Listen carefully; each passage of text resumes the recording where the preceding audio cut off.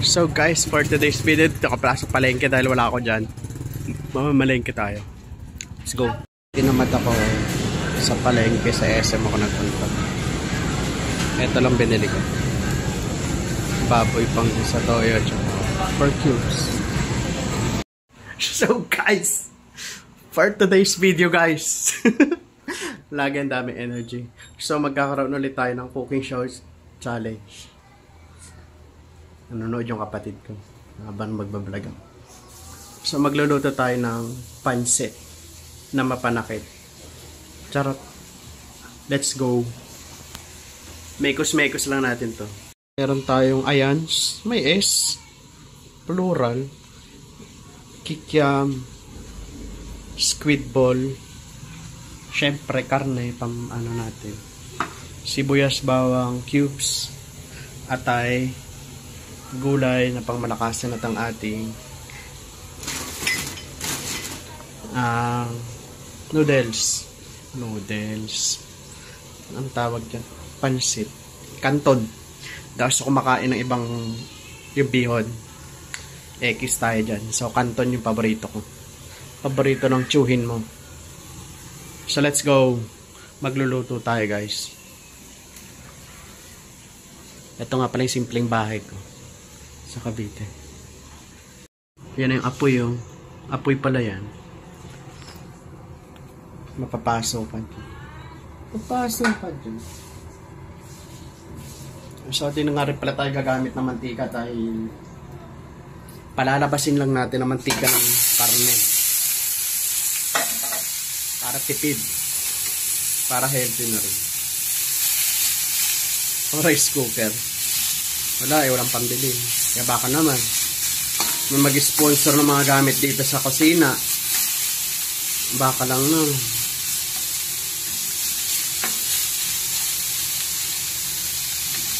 Sa sariling version yun ito ng tsuhin nyo yung pansit na to. Comment down below kung ano yung susunod natin iluluto. Yung pasok sa budget lang. Dahil wala pang pera, puro utang.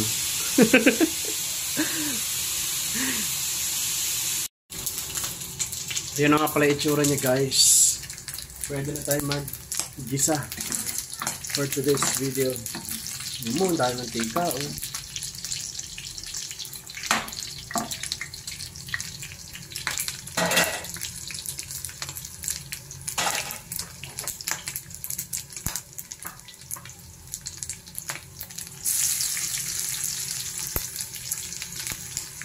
Yan talaga nagpapasarap yung aking mahiwagang kamay.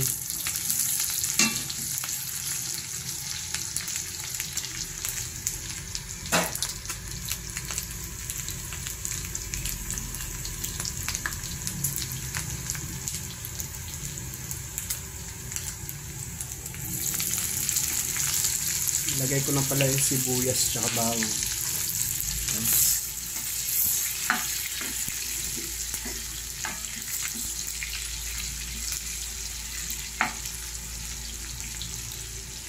Bango.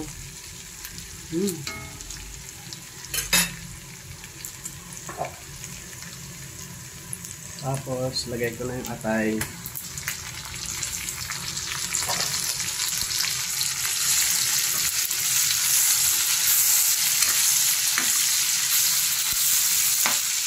Pansit overload yan guys. Ang uso ngayon ng Paris overload. Meron tayong pansit overload. Sa mga magpapa-order para pwede kayo mag-chat sa akin.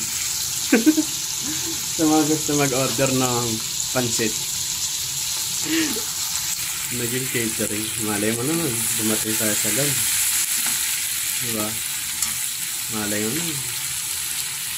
Plain natin yun. Wala na akong saan.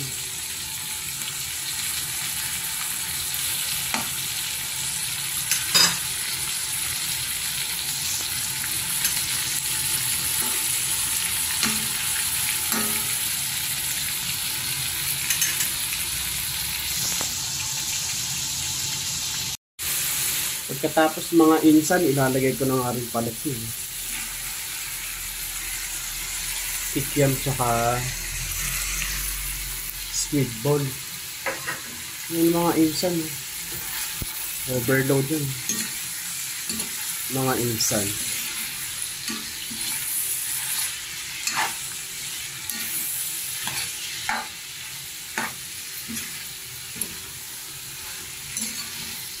Sarap.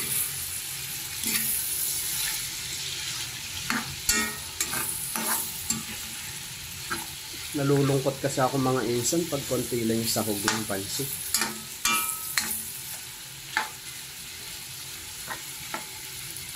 Mas gusto ko yung yung sahog na may konting pansit mga insan.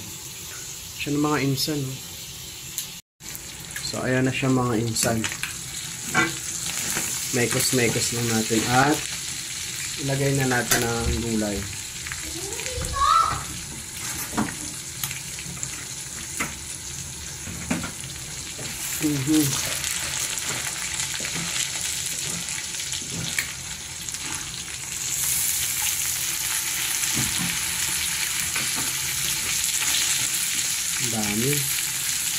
Dami ng gulay.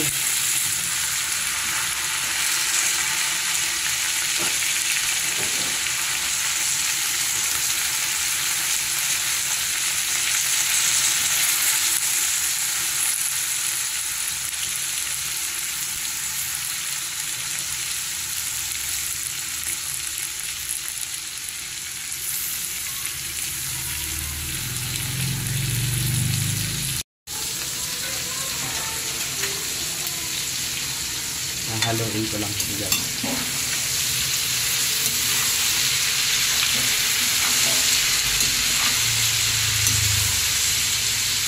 Pwede na nga ito ulamin guys. Yung ganito lang. Pero dahil pansit yung ating luluto, hindi natin ito pwedeng ulamin. Overload dyan guys.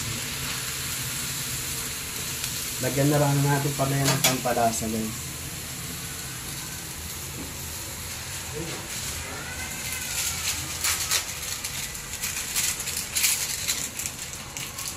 Ano nakalahati lang? Lagyan lang tayong pampalasa guys para masarap yung gulay natin. Tansya-tansya lang.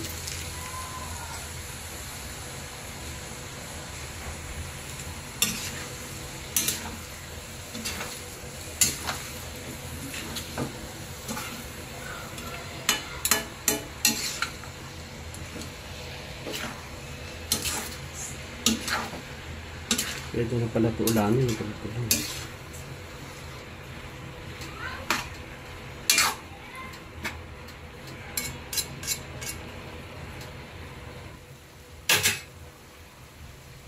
Ito na guys, yung second part. Set aside pala natin yung gulay kanina at gagawa na tayo ng sabaw. Ito na yung sabaw natin guys. Naglagay na nga rin pala ako ng mga pampalasa, mga condiments. Tansya-tansya lang pero masarap na to sa akin. Sigurado naman ako masarap na rin sa inyo. Sarap na rin sa inyo. Let's taste. Oh, panado. Hindi natin masyado aalatan to guys kasi parang eto si Bihon, si Kantot pala may sarili siyang alat na naibibigay sa sarili niya. So let's go. Lagay na natin. Lagay na natin si Kanton.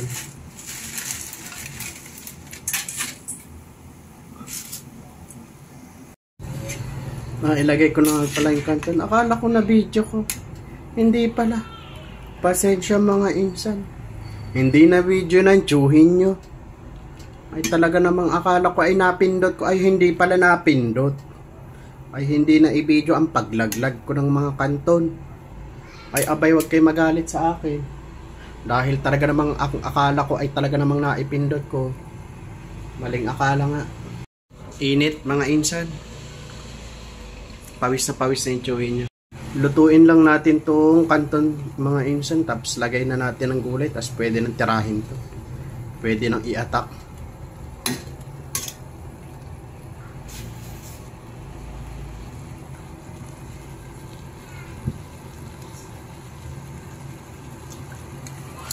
Wala pa. Ating overload pansit.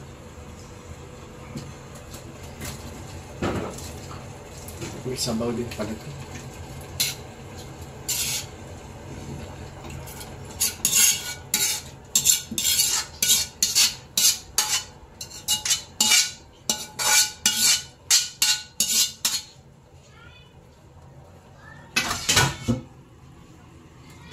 Tapos haluin natin.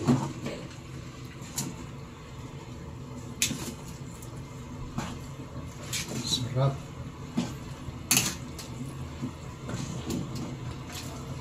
Sabaw siya ng unti.